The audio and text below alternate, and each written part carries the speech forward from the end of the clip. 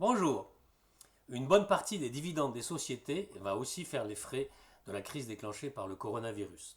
J'ai évoqué les bénéfices la semaine dernière, mais les dividendes, qui constituent un autre atout majeur des actions, puisque c'est un revenu en plus, un revenu supplémentaire redistribué aux actionnaires, eh bien ces dividendes vont être affectés cette année, fortement, alors que débute la saison des assemblées générales et donc de la distribution des coupons.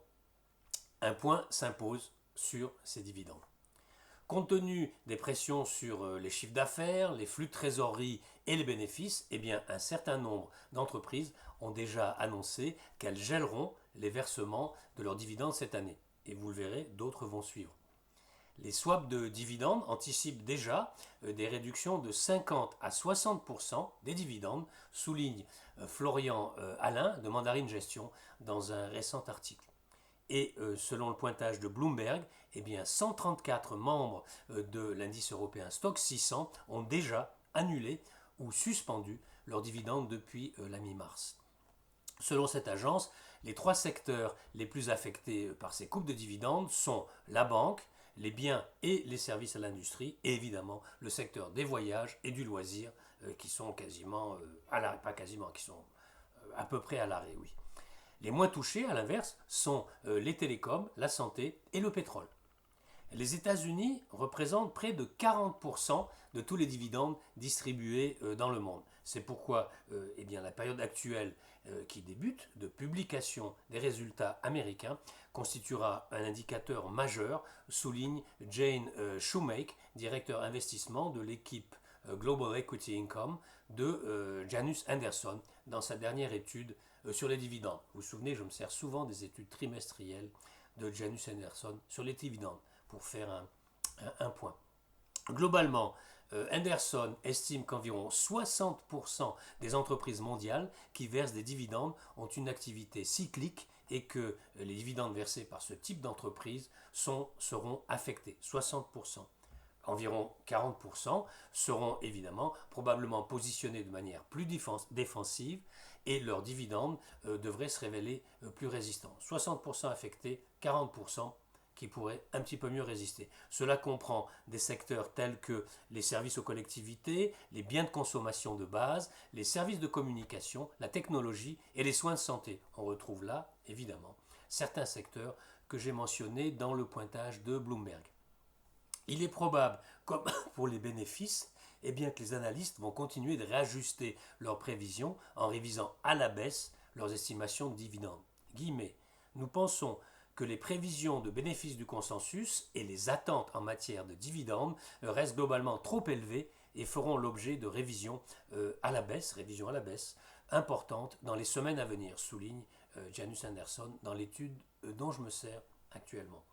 À titre de comparaison, eh bien, les dividendes dans le monde ont chuté de près de 30% entre le sommet et le creux lors de la crise financière de 2008-2009, alors que les bénéfices plongeaient carrément de 60%. En Europe, plus près de chez nous, eh bien, les grands groupes bancaires tels que Santander, Barclays et HSBC ne verseront pas de dividendes pour leur exercice 2019. Ce ne seront pas les seuls à suivre les recommandations prudentielles de mars de l'autorité bancaire européenne de supprimer les dividendes et les programmes de rachat d'actions. De son côté, je vous le rappelle, la BCE a sommé également les banques de reporter les versements au 1er octobre 2020 au moins.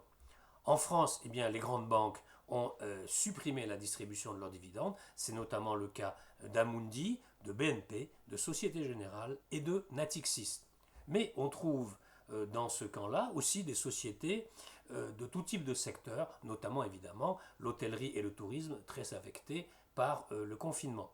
Parmi les dividendes qui seront passés cette année, je vous en cite quelques-uns, ceux d'Accor, les hôtels, c'est évident, Airbus, le transport aérien, les avions, Coface, Colas, EDF, Engie, Renault, Rémy Cointreau ou Steph. À l'inverse, Air Liquide, BIC, Hermès, LVMH, Sanofi, Score, Suez ou Vinci maintiennent leurs dividendes, même s'il est quelquefois réduit ou reporté, comme dans le cas par exemple de BIC, de Carrefour, d'Orange, d'Essilor ou bien de Michelin. Attention, attention, parce que car du coup, eh bien, la sécurité et la visibilité des sociétés qui continuent de verser un dividende se paient quelquefois cher, voire très très cher. Donc soyez vigilants sur les valorisations. Alors, qu'en est-il du futur? Guillemets.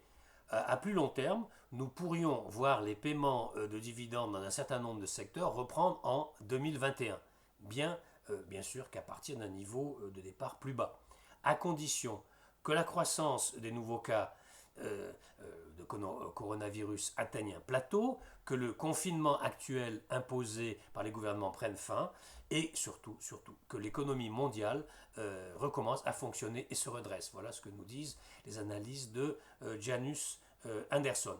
Alors, d'ici là, je vous souhaite de bons trades. Prenez bien en considération les valorisations et je vous souhaite de très bons trades et vous dis à très bientôt pour de nouvelles news du chalet.